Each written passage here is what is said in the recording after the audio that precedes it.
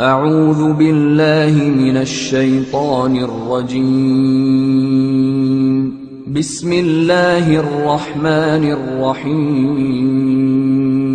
Sister, thank you for waiting. Would you please state your name and occupation, then state your question? I'm Sakina D'Souza, and I'm a Catholic.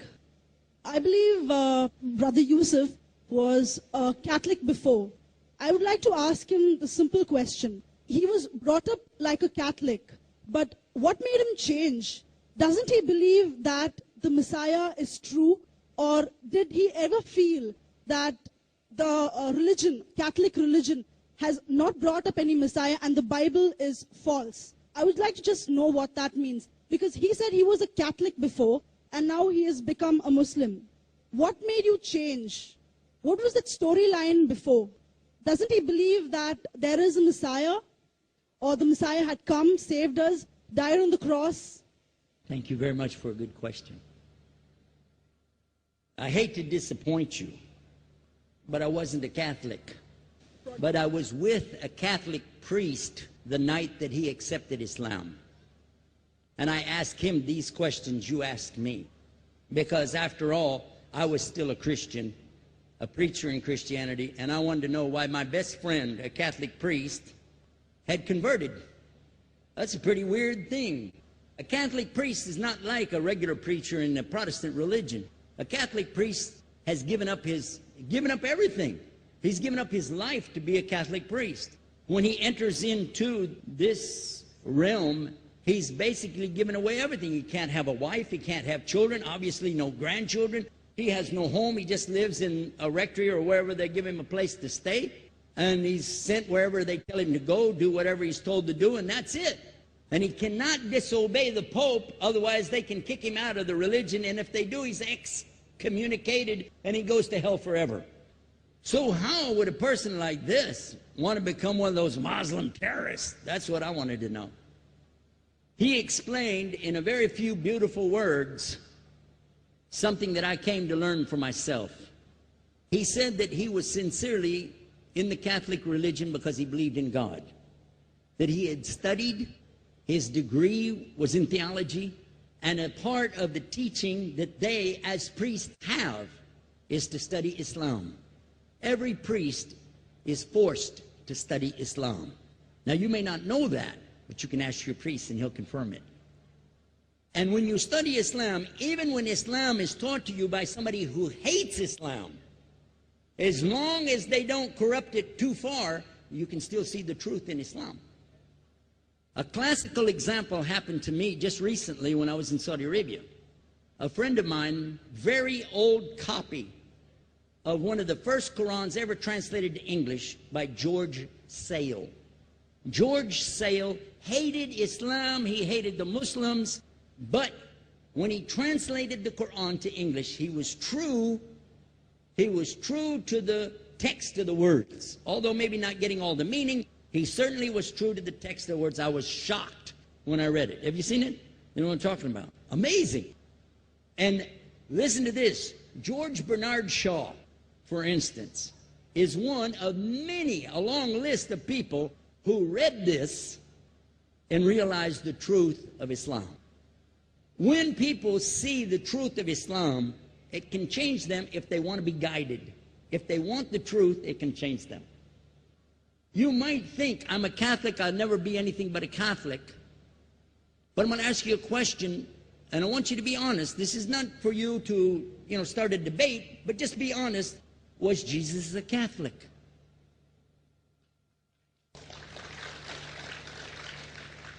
And it's not open to debate, so there's no point in opening that up, because you know and I know he wasn't. The Catholic Church was in business about 300 years before Jesus was born. It's on their website. Don't go like this. It's on their website. That's where I took it from. The Catholic Church was really started in Rome by Alexander the Great.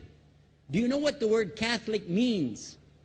It means universal. It was the universal church for the Roman Empire. If you didn't join it, you could not be a Roman citizen.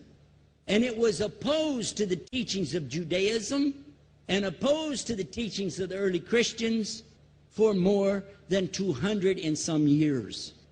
And they were diametrically opposed to each other to the extent that it was the Romans killing the early Christians. Now, if you understand that and you go to their website and read, they didn't even take over Christianity until the year 325 AD. And when they did, they changed a lot of things, again, referring to their own website. But if you want to check it in Britannica or Americana or grow your encyclopedias, go ahead and read about the Catholic Church.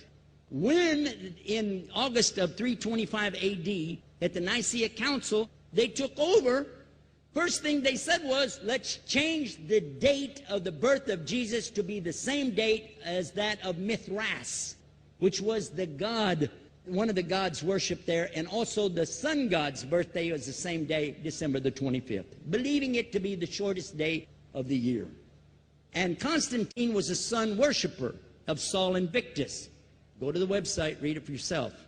There are a lot of points, but not the least of which, even today, if you go in any Catholic church, and I have, you'll see so many portraits and statues and idols and images throughout the whole place, that for the one who's never experienced that, for a Muslim who knows about these images, he'll be like, whoa, a'udhu billah.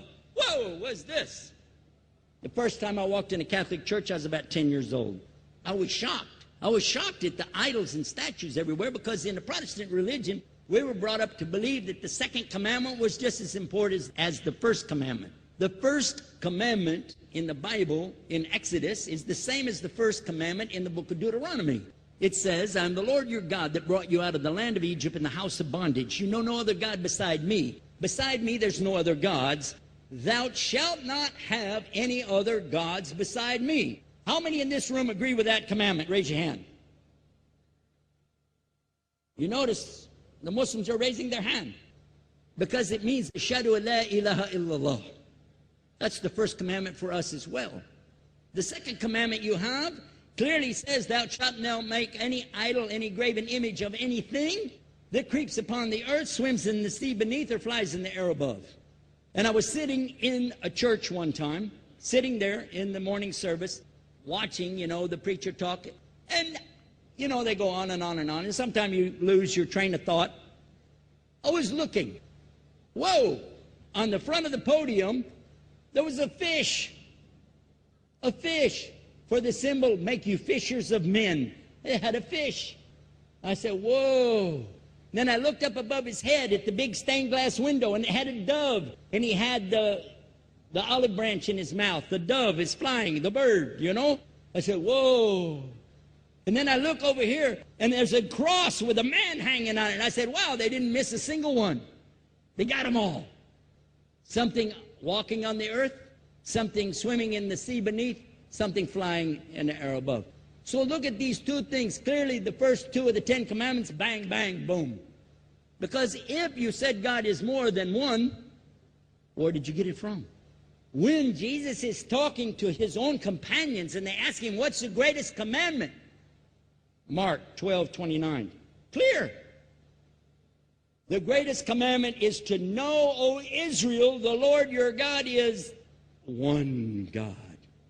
And you have to love him with all your heart and all your mind and all your strength. And this is no different from what Prophet Muhammad ﷺ was saying, the same thing to his people. Same thing I mentioned in the lecture. This is certainly for us the same.